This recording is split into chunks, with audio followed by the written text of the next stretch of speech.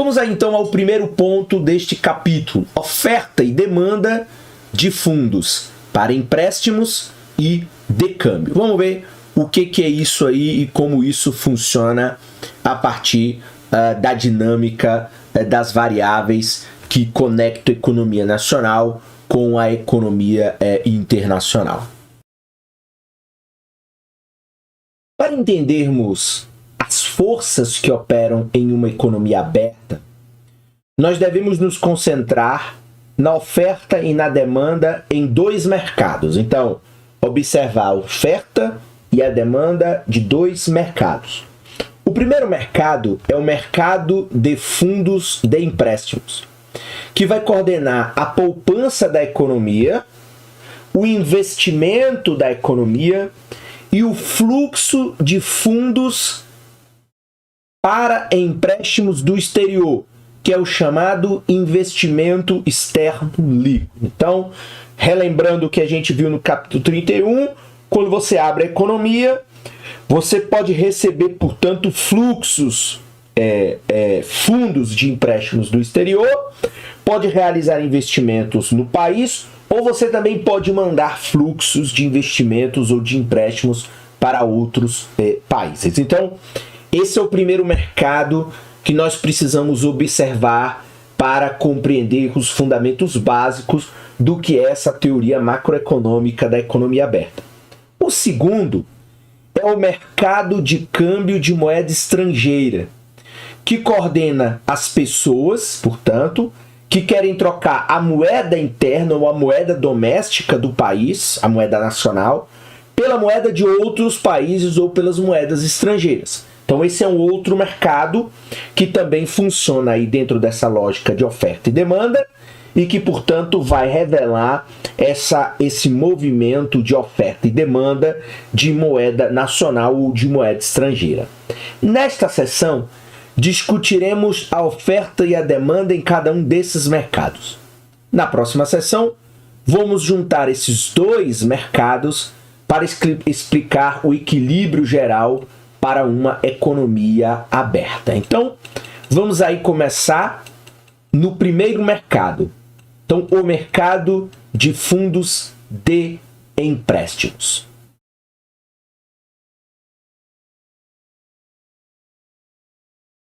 Quando analisamos pela primeira vez o papel do sistema financeiro lá no capítulo 26, e essa videoaula ela também está disponível aqui na playlist Introdução à Economia de N. Gregory Mankiw, adotamos a hipótese simplificadora de que o sistema financeiro consiste em apenas um mercado chamado mercado de fundos de empréstimos. Todos os poupadores, portanto, eles vão a esse mercado para depositar sua poupança, e todos os tomadores de empréstimos vão a esse mercado para obter seus empréstimos. Então, esse mercado de fundos de empréstimos, ou esse sistema financeiro, você tem lá as pessoas que têm dinheiro, poupam, eles guardam o seu dinheiro no mercado financeiro, e você tem aqueles que tomam empréstimos e que, portanto, vão lá ao mercado, a este mercado de fundos de empréstimos para obter empréstimos. Portanto, tem um lado que oferta dinheiro e um lado que demanda dinheiro. Nesse mercado, há apenas, portanto, uma taxa de juros, que é o retorno da poupança, quanto o retorno dos empréstimos. É claro que aqui, mais uma vez, apenas fazendo uma observação, é uma análise teórica simplificada. Na prática real, a gente sabe que a taxa de juros de quando você poupa é uma, e a taxa de juros de quando você pega um empréstimo é outra, porque tem risco, tem custo operacional, tem uma série de coisas que você inclui aí na taxa de juros, que é o preço do dinheiro. Para entender o mercado de fundos de empréstimos em uma economia aberta, o ponto de partida, portanto, é a identidade discutida lá no capítulo anterior. Então, nós temos S de poupança, portanto, igual ao investimento interno, mais o investimento externo líquido.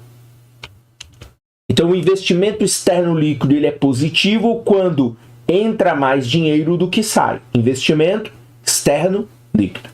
Portanto, veja, sempre que uma nação poupa $1 de sua renda, veja, então poupou $1, ela pode usar esse dólar para financiar a compra de um capital no seu próprio país doméstico, ou pode utilizar para financiar a compra de um ativo estrangeiro.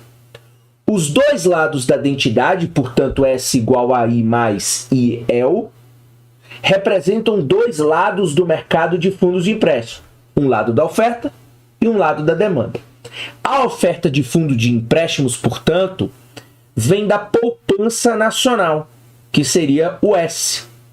E a demanda por fundos de empréstimos vem do investimento interno, que é aquele que quer pegar dinheiro internamente, domesticamente, e o investimento externo líquido. Então eu tenho um lado da oferta de fundos de empréstimos e um lado da demanda por fundos de empréstimos, ok?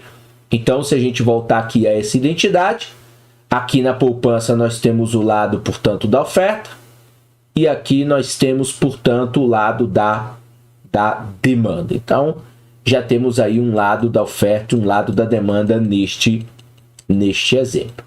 Vamos continuar aqui, então, nessa explicação do Mencken.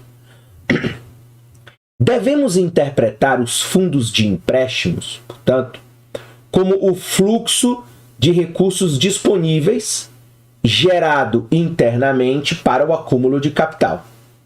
A compra de um ativo de capital se acrescenta à demanda por fundos de empréstimos, independentemente de o ativo estar localizado, portanto, no país ou estar localizado no exterior. Então, você comprou um ativo de capital, ele se acrescenta a essa demanda de fundos, não importa onde está. Então, seria mais ou menos o seguinte: a demanda por fundos, eu quero comprar uma casa na Argentina, não importa onde este ativo está, ou comprar uma empresa na Argentina, eu vou continuar fazendo essa demanda por fundos de empréstimo, independente de onde está. Como o investimento externo líquido pode ser tanto como a gente já viu lá no capítulo anterior, positivo como negativo, ele pode tanto ser somado, né, à demanda, quanto ser subtraído da demanda por fundos de empréstimos, que decorre, portanto, do investimento interno. Então, veja, quando o investimento externo líquido ele é maior que zero, o país passa por um investimento externo líquido. Então, é o investimento externo líquido. Então, a compra líquida de capital no estrangeiro, ela aumenta a demanda por fundos de empréstimos gerados internamente. Então, quando o investimento externo líquido é superior, você tem essa situação. Agora, quando o investimento externo líquido é menor que zero, é negativo, o país passa por um investimento interno líquido, ou seja, os recursos de capital oriundos do exterior reduzem a demanda por fundos de empréstimos gerados internamente. Então, você aí claramente vai ter uma situação em que o país pode ter no lado desta identidade um investimento externo líquido, ou pode ter um investimento interno líquido, né? Então, os recursos de capital oriundos do exterior reduzem a demanda por fundos de empréstimos gerados internamente. Então, claramente, você tem aí essa compensação. Vamos ver aqui algumas explicações que vão deixar essa questão mais clara, enfim, de forma muito mais intuitiva. Como aprendemos em nossa discussão anterior do mercado de fundos de empréstimo, a quantidade ofertada de fundos para empréstimos e a quantidade demandada de fundos para empréstimos depende, portanto, da taxa de juros real. Então, tanto a vontade de poupar quanto a vontade de tomar empréstimo vai depender do preço, tanto da poupança como o preço de quem toma. Então, que seria a taxa de juros real. Uma taxa de juros real mais elevada, portanto, incentiva as pessoas a poupar e, portanto, aumenta a quantidade ofertada de fundos para empréstimos. Mas a mesma taxa de juros mais elevada também torna os empréstimos para financiamento de um projeto de investimento mais caros ou mais dispendiosos. Com isso, desencoraja o investimento e reduz a quantidade demandada de fundos de empréstimos. Então, veja, além de influenciar a poupança nacional e o investimento interno, a taxa de juros real de um país, ela afeta o investimento externo líquido deste país. Então, a taxa de juros interna vai afetar esse investimento externo líquido, ou seja, esse movimento de capital entre os países, dado se essa taxa for mais atrativa ou menos atrativa. Para ver por quê, então veja lá, considere dois fundos mútuos, um nos Estados Unidos e outro na Alemanha, decidindo entre a compra de um título do governo norte-americano e um título do governo alemão. Então veja, os fundos mútuos tomariam essa decisão em parte, comparando, portanto, a taxa de juros dos Estados Unidos e a taxa de juros real da Alemanha. Quando a taxa de juros real dos Estados Unidos ela sobe, então a taxa de juros real dos Estados Unidos sobe, o título dos Estados Unidos, portanto, torna-se mais atraente para ambos os fundos mútuos. Portanto, um aumento na taxa de juros real dos Estados Unidos desestimula os norte-americanos. Então, o norte-americano, que é o nacional, desestimula o norte-americano a comprar ativos estrangeiros, portanto, mandar o dinheiro para fora. Portanto, ele passa a manter o capital dele interno, o capital nacional fica, e estimula os estrangeiros a comprar ativos desse país.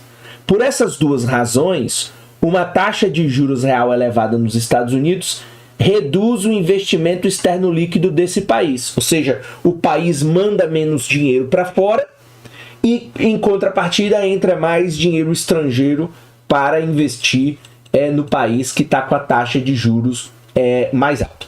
Se você não entendeu, ficou um pouco confuso, volta aqui o vídeo novamente e assiste quantas vezes for necessário, inclusive fazendo algum tipo de anotação de maneira gráfica, intuitiva, para você entender. Então, quando sobe a taxa de juros nos Estados Unidos, os norte-americanos se desinteressam por comprar ativos estrangeiros e passam a voltar a comprar ativos do seu país.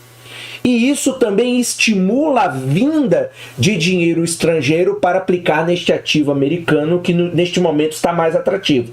E por essa razão, uma taxa de juros mais elevada reduz, portanto, o investimento externo líquido deste país. Ou seja, os Estados Unidos, que tem uma taxa de juros mais alta neste momento, envia menos recursos do que recebe para fazer esses investimentos. Então, portanto, a conta aqui fica menor, porque isso reduz o investimento externo líquido. Então, mais uma vez, se for de difícil compreensão, volta quantas vezes for necessário para você entender essa dinâmica. Se fosse o contrário, também daria o mesmo efeito. Então, se o título do governo alemão ele aumenta,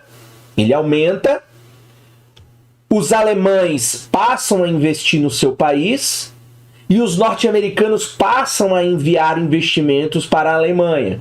E, portanto, isso aumentaria o investimento externo líquido dos Estados Unidos, porque justamente como a taxa de juros da Alemanha é mais atrativa, isso estimula o investidor a ir em busca desta melhor rentabilidade. Então, é importante que isso fique bem claro. Na figura 1, representamos o mercado de fundos de empréstimos por meio do já familiar diagrama de oferta e de demanda. Daqui a pouco a gente dá uma olhada com calma nesta figura. Como em nossa análise anterior do sistema financeiro, a curva de oferta, portanto, ela tem a inclinação positiva, e as explicações sobre por que isso acontece estão lá nos primeiros capítulos sobre as forças de mercado, porque uma taxa de juros maior aumenta a quantidade ofertada de fundo para empréstimos, e a curva de demanda ela tem inclinação negativa, porque uma taxa de juros maior reduz a quantidade demandada de fundos para empréstimos. Então, aí uma explicação bem simples. Então, curva de oferta, inclinação positiva, curva de demanda, inclinação negativa, e daqui a pouco a gente vai ver mais uma vez esse cruzamento entre elas para se encontrar lá a quantidade de empréstimos de poupança de equilíbrio e a taxa de juros, que seria uma taxa de juros de equilíbrio para ter aí um encontro entre oferta e demanda.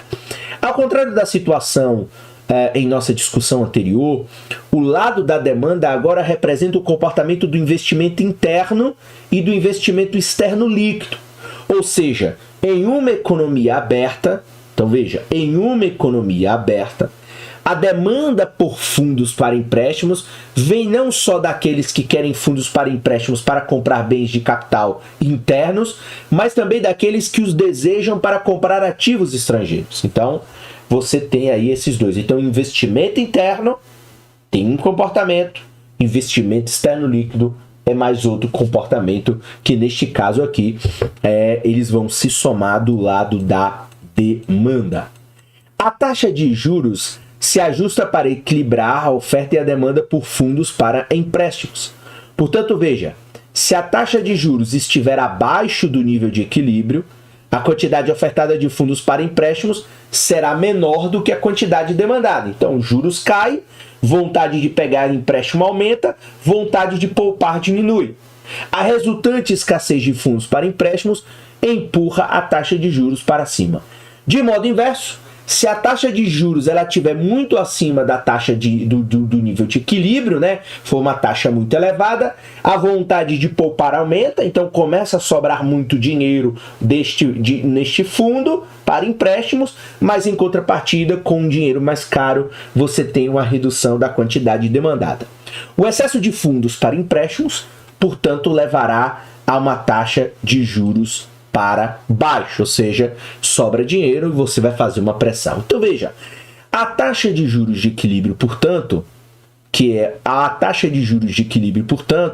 nós temos que a oferta de fundos para empréstimos vai ser exatamente igual à demanda por fundos de empréstimos, ou seja, a taxa de juros de equilíbrio é a quantia que as pessoas desejam poupar, vai ser exatamente igual à quantidade desejada de investimento, tanto interno, para investimento em capital nacional, quanto para investimento externo líquido.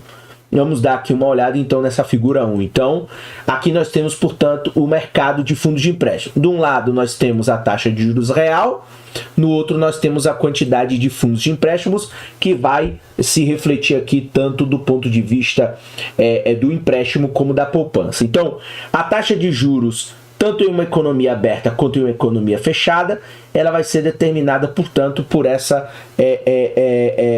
relação entre oferta e demanda de fundos para empréstimos. Então aqui nós temos a oferta de fundos com inclinação positiva, aqui nós temos a demanda por fundos para empréstimos com inclinação negativa.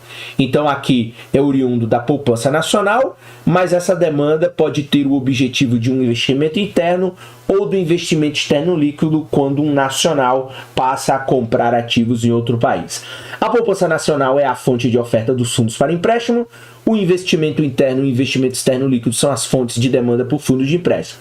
E a taxa de juros, portanto, vai vir aí dessa relação tradicional que a gente vem já apresentando em vários capítulos do livro do Menkil. Portanto, se você começou lá desde o primeiro capítulo, você já vai ter uma certa familiaridade com esse gráfico. E aí mostra o seguinte, que a taxa de juros de equilíbrio vai ser igual à quantia que as pessoas desejam poupar, vai ser exatamente a quantia que as pessoas querem tomar emprestado para comprar este capital interno e externo. E aqui vai ter a quantidade de equilíbrio, digamos um nível entre aqueles que poupam e aqueles que tomam, fazendo, portanto, com que você chegue a essa taxa de juros real de equilíbrio.